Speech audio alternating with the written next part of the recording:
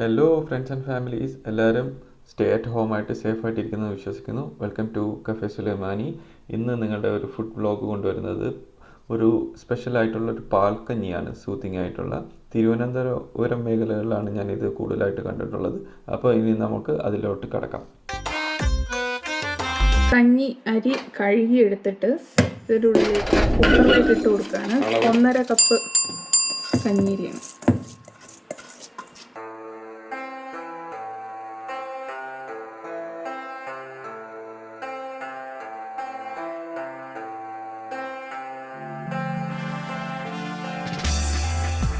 കഞ്ഞി ആവശ്യത്തിന് വെള്ളവും ചേർത്ത് ഉപ്പും ആവശ്യത്തിന് ചേർത്ത് കുക്കറിൻ്റെ മൂടി അടച്ചു വെച്ച് നമുക്ക് വേവിച്ചെടുക്കാം.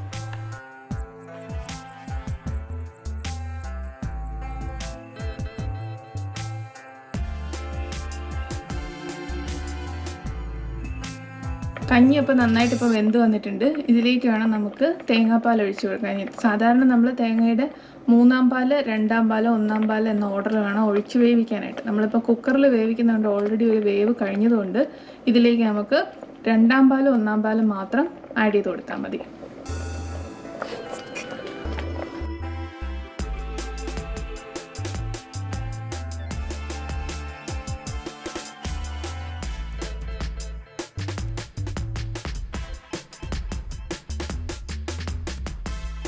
ഏകദേശം 1.5 കപ്പ് പൊടിയരിക്ക് ഞാൻ 1 കപ്പ് തേങ്ങ എടുത്തിട്ടുള്ളത്.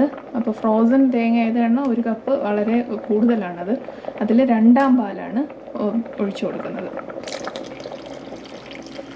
ഇത് നന്നായി ഒന്ന് വെന്ത് ഒരു 5 മിനിറ്റ് നന്നായിട്ട് ഇതിലൊന്ന് വെന്തൊന്ന് കുറുകുമ്പോഴത്തേക്കും മീഡിയം ഫ്ലെയിമിലിട്ടിട്ട് ഒന്ന് കുറുകി വരുമ്പോഴേക്കും നമുക്ക് 1-ാം പാൽ ഒഴിച്ച് ജസ്റ്റ് ഒന്ന് തിളച്ച് വരുമ്പോൾ ഓഫ് ചെയ്തെടുക്കാം.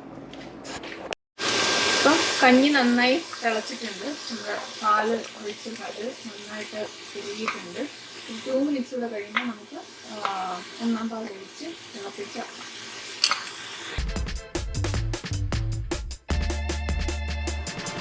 ഓക്കെ, നമുക്കിനി 1-ാം പാൽ ഒഴിച്ച് കൊടുക്കാം.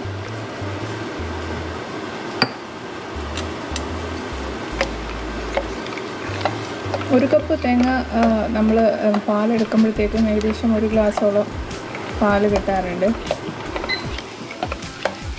അപ്പം കഞ്ഞിക്ക് നല്ലൊരു തേങ്ങാപ്പാലിൻ്റെ നല്ല മണവും ആ ഒരു കൺസിസ്റ്റൻസിയൊക്കെ ശരിയായി വന്നിട്ടുണ്ട്. ഇതൊരു ജസ്റ്റ് ഒന്ന് തിള വന്നാൽ മതി, അധികം തിളയ്ക്കണ്ട.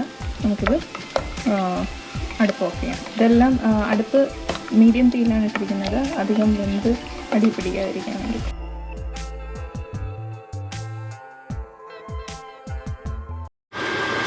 ഇപ്പം 1-ാം പാൽ ഒഴിച്ചതിന് ശേഷം നല്ലൊരു തിള വന്നിട്ടുണ്ട്.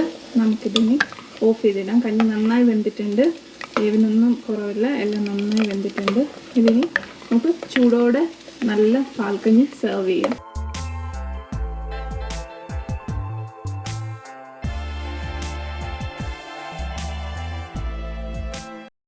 അപ്പോൾ ഇതാണ് ഞങ്ങളുടെ വിഭവങ്ങൾ. കാവിച്ചത്, ഇത് കപ്പ, ഇത് ഫിഷ് കറിയും കഞ്ഞിയും. ഇതാണ് നോമ്പ് തുറക്കാൻ, നമസ്കാരം കഴിഞ്ഞിട്ട് എടുക്കുന്ന കാര്യം, കുടിക്കുന്ന കാര്യം. അപ്പോൾ കഞ്ഞി ഇതാണ്, ഈ രീതിയിലാണ് കഞ്ഞി. ഇതാണ് നമ്മളെടുത്ത കഞ്ഞി. പാൽക്കഞ്ഞി റെഡിയായി. സൂപ്പറായിട്ടുണ്ട്, എല്ലാം കറക്റ്റാണ്. കൺസിസ്റ്റൻസി കണ്ട ഇതേപോലെ ഇരിക്കും.